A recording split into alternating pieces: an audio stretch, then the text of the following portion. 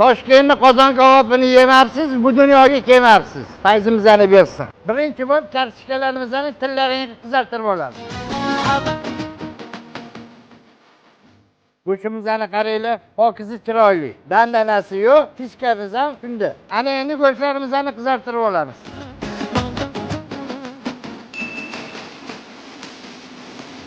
Go'shtimizni qizartirib oldim. Endi uni kartoshka bilan dimlab qo'yamiz.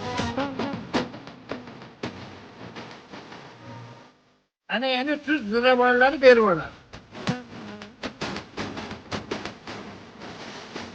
Soatdan keyin tog'a bo'ladi.